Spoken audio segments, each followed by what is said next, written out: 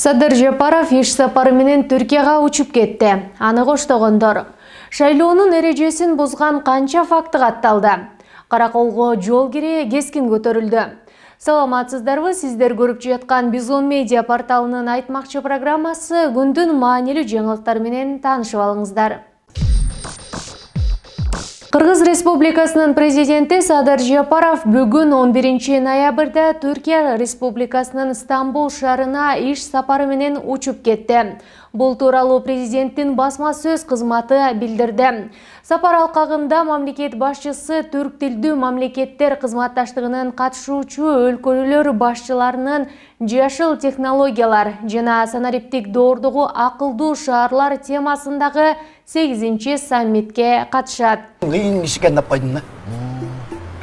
Мындан сырткары саммит аянтчасында президент Садыр Жапаров Түркия, Азербайджан, Өзбекстан, Түркменстан жана Венгриянын лидерлери менен жолугушууларды өткөрүп, эки тараптуу кызматташтыкты кеңейтүү маселелери талкууланары күтүлүүдө.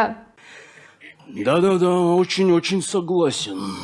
Кыргыз Республикасынын расмий делегациясынын курамында Кыргыз Республикасынын тышкы иштер министри Руслан Казакбаев, Кыргыз Республикасынын президентинин администрациясынын тышкы саясат бөлүмүнүн башчысы Жээнбек Кулубаев, Кыргыз Республикасынын Түркия Республикасындагы атайын жана толук ыйгарым укуктуу элчиси Кубанычбек Өмүралиев, Кыргыз Республикасынын маданият, маалымат, спорт жана жаштар саясаты министри Азамат Жамангулов, Кыргыз Республикасынын экономика жана коммерция министри Данияр Амангелдиев, Кыргыз Республикасынын энергетика министри Доскул Бекмурзаев. Мы уже не те чиновники, что были раньше. Мы за людей.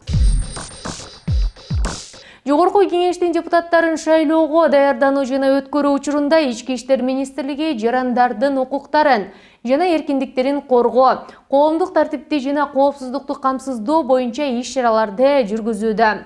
Бул тууралуу Ички иштер министрлигинин басма сөз кызматы билдирди.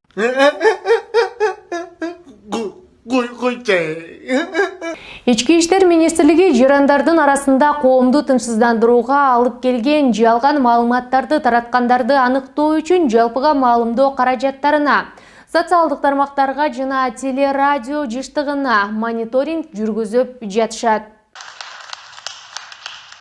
Шайлоо алдындагы үгүттөө иш-чаралары башталган учурдан тартып, үстүбүздөгү жылдын 11 ноябры эртең мененки саат 8:00 карата шайлоо жол жоосун бузган 73 факты катталган. Алардын ичинен 19 факты Жазык кодексинин 192 беренесинде шайлоочуларды сатып алуу, 182 беренесинде жекече жашоонун кол тийбестигин бузуу. Опа! Руки! И? Депутатский неприкосновенность. Жана 200 беренесинде уурдоо көрсөтүлгөн кылмыштын белгилери боюнча катталган. Ля ты крыса! Мындан тышкары маалыматтарды каттоо журналына ар кандай 37 материал катталган. Шайлоого даярданууда жана өткөрүүдө административдик ресурсту кыянаттык менен пайдалануу фактылары Ош шаарында жана Ош облусунда катталган. Ал эми Жалал Абад жана Чүй облустарында ушул сыяктуу фактылар боюнча тергөө иштери жүргүзүлүүдө. Шайлоочуларды сатып алуу фактысы менен Чүй, Ош, Баткен, Талас, Ысык көл жана Жалал Абад облустары, ошондой эле Бишкек, Ош шаарларында сотко чейинки өндүрүш иши жүргүзүлүүдө.